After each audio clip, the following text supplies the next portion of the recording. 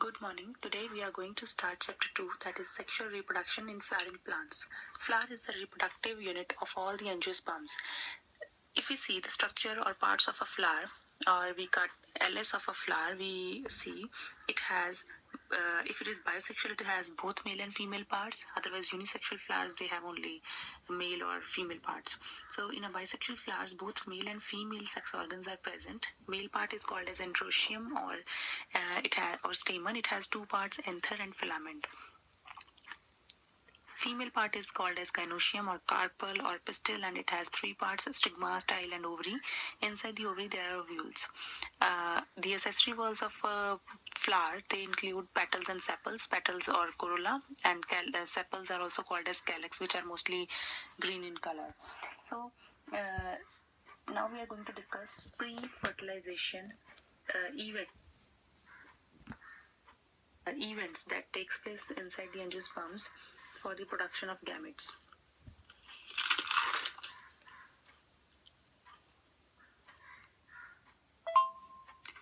Several hormonal and structural changes are initiated which lead to the differentiation and further development of floral primordium.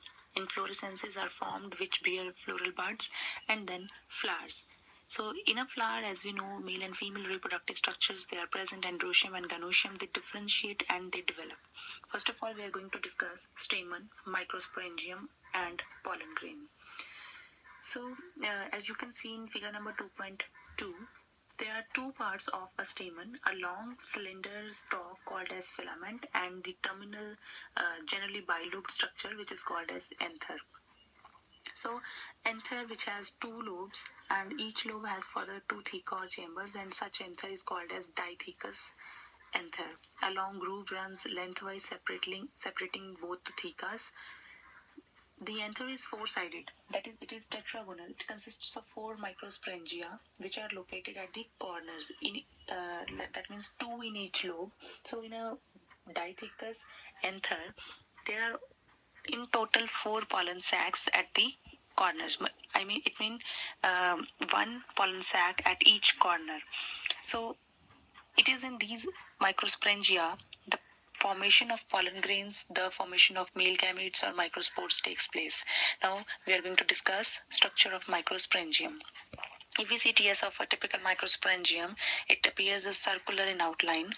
It is surrounded by four wall layers, namely epidermis, then endothecium, middle layers, and then tapetum. Function of all the wall layers, that all the outer wall layers of an anther, they provide protection and they help in dehiscence or rupturing of anther after the pollen grains they get mature. The role of tapetum that it nourishes and develops the pollen grains. The cells of the tapetum, they have dense cytoplasm and more than one nucleus inside them. It secretes sporopollen, very important substance which is used for, which is basically for the thickening of exine, and it makes the pollen grain more resistant. And it also secretes certain enzymes and hormones for the nourishment and secretes special proteins for the recognition on stigma after pollination.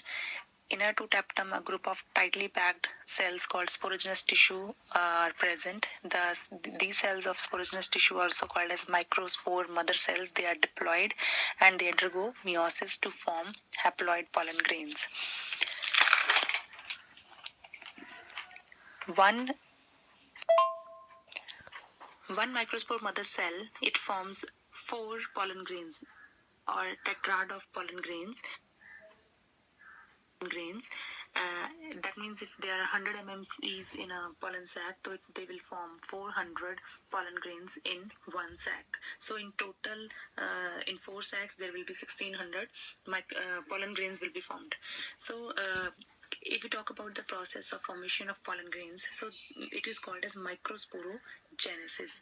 Microsporogenesis is the process of formation of pollen grains, formation of male gametes, which are also called as microspores, in the form of microspore tetrads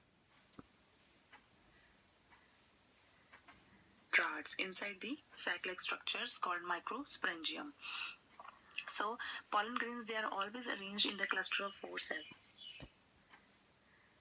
Where spore cells. When the anthers mature, they dehydrate and microspores dissociate from each other, and finally they develop into pollen grains. All the layers of the anther, they dry up, they rupture and dehisce, and at a point called stomium, and thousands of pollen grains are released. Now we are going to discuss the structure of a pollen grain, male gamete, or it is also called as male gametophyte.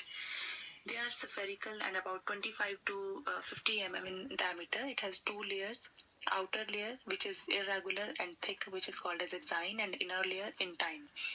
Exine is made up of a hard substance called sporopollenin, which is secreted by tapetum, and it is most resistant organic material. It can withstand high temperatures and strong acids and alkali also. No enzyme can degrade sporopollenin. It is absent at one place on a pollen grain, and it is that place from where germ pore is present, and future pollen tube arises. It comes out through this pore. On the other side, intine is a thin continuous layer which is made up of cellulose and pectin. Each pollen grain contains two cells internally, vegetative and generative cell. The vegetative cell is bigger and has reserve food and large irregular nucleus. The generative cell is small and it floats in the cytoplasm of vegetative cell, and it is a spindle shaped with dense cytoplasm and nucleus. In 60% of angiosperms pollen grains, they are shed at two-cell stage, while in others, generative cell divides mitotically to form two male gametes and thus shed at three-celled stage. Now you can see the structure of a typical microspore, typical pollen grain in figure number 2.5. Now we are going to discuss the importance of pollen grains. So pollen grains, they have both advantages and disadvantages. The advantages include that they are rich in nutrients. They are used for food supplements in the form of pollen tablets. In Western countries, they are available in the form of syrups and tablets. They also increase the performance of athletes and racehorses. But the main disadvantage of pollen grains is that they cause severe allergies in some people.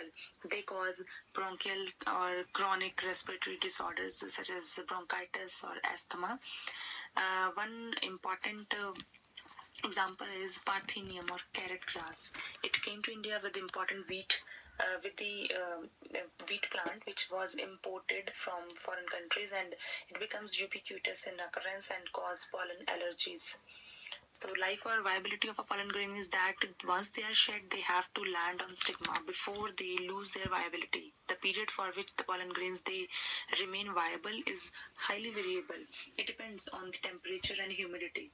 In some cereals, such as wheat and rice, the pollen grains they lose viability within 30 minutes and of their release. And in Rosaceae family, Leguminaceae and Solanaceae, they maintain viability for months. And if we talk about the storage of the pollen grains, yes, they can be stored. Pollen grains, they are